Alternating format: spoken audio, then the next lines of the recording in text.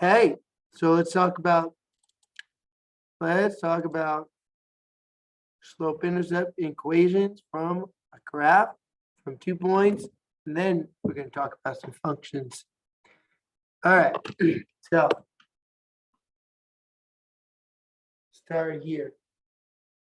This is the graph of a line, and a line has a slope and a y-intercept. Who knows what the y-intercept is? Hopefully you're saying it's 4. All right, so that's the B. Now, what about the slope? Well, you know how to find the slope of a line. I think this is 2, 8. So what's our rise? 4, a run of 2. Rise over run would be 4 over 2, which would be 2. Slope of 2.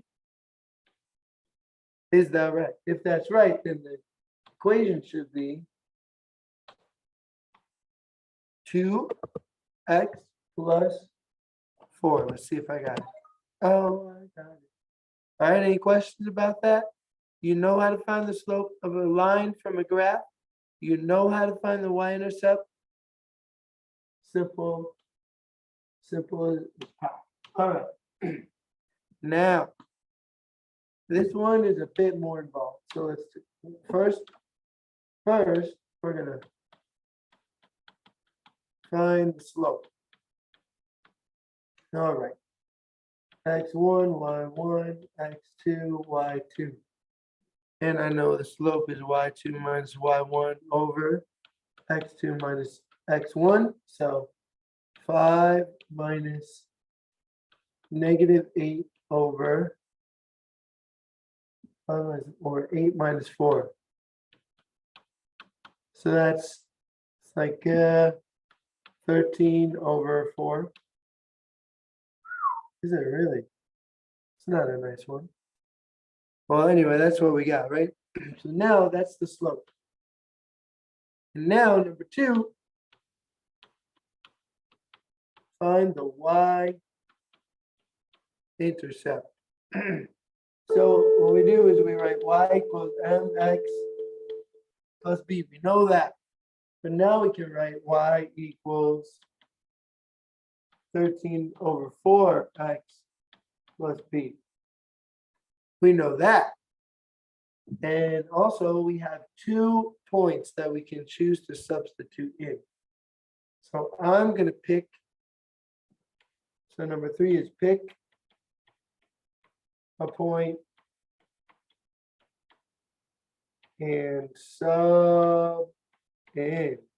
So let's pick the one without negatives, because we all know negatives make us make more mistakes. So 8, 5 has no negatives, so I'm going to put 5 in for the y and 8 in for the x. 5 equals 13 over 4, 8 plus b. Now, what's 13 over 4 times 8? Well, it's a little bit easier if I cross cancel. So I know 8 and 4 are reduced to 1 and 2. Your teachers teach you how to cross cancel. It's a really useful skill. All right. So now we only have 1s in the denominators. And now 13 and 2, what's that? What's 13 times 2? 26. So this is just 26 plus b.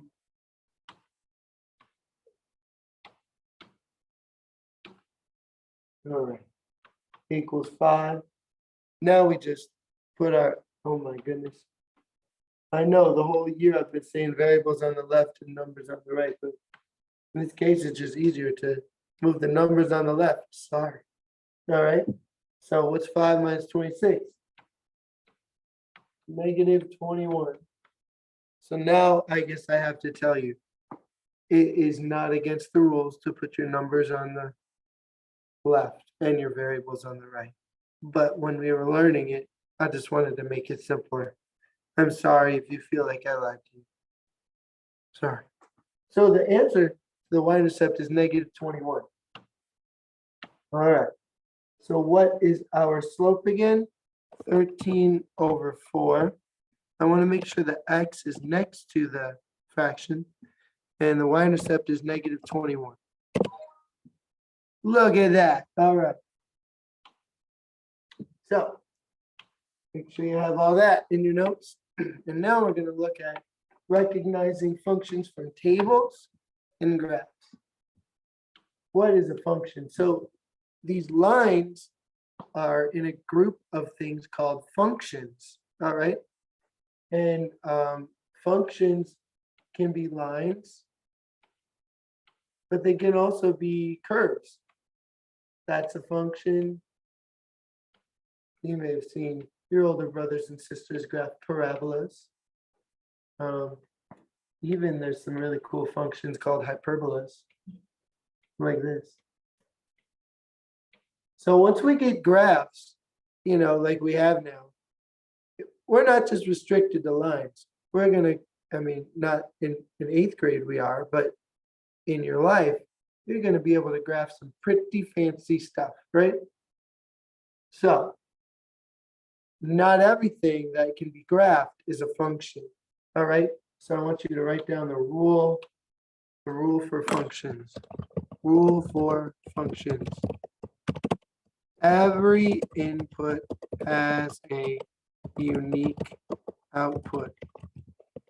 In other words, no input has two outputs.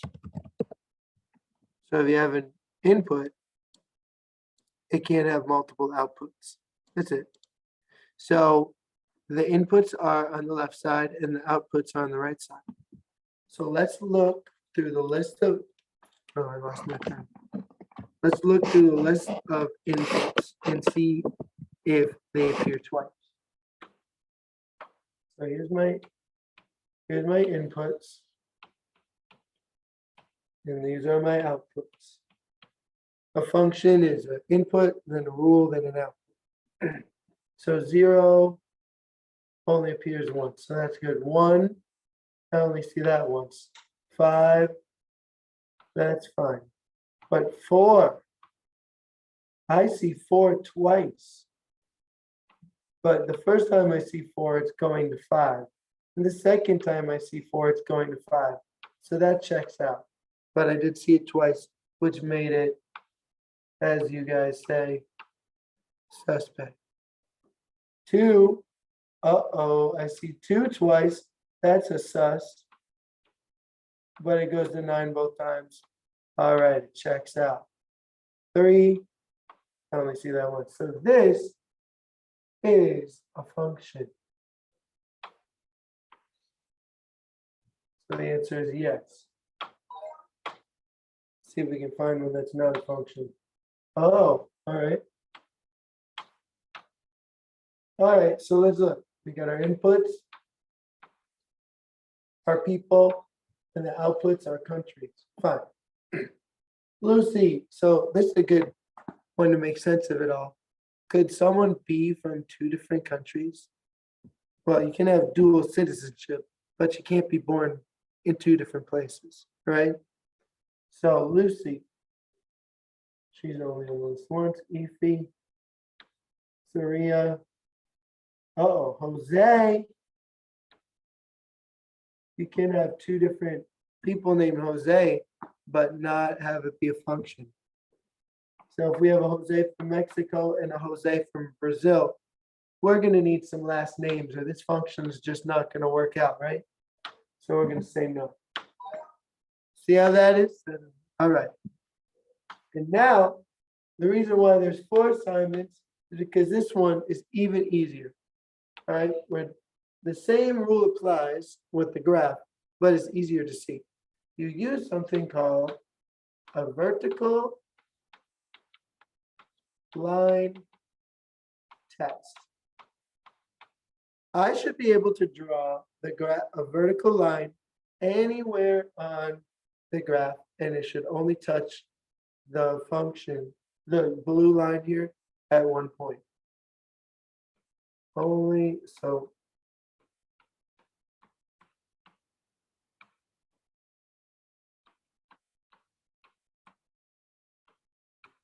Only crosses once in every place. So I can draw vertical lines, and no matter where I draw these vertical lines, it only crosses the blue line in one spot. So we are going to say that is a function. But we better find one that's not a function. So again, I can draw vertical lines. It always works. That is a function. Oh, this is not going to work out. See, when I draw a vertical line, I have just hit the function at that spot and that spot with the same vertical line. And for that reason, this is not a function. All right. So go for it and give it a try, and we'll talk more in class.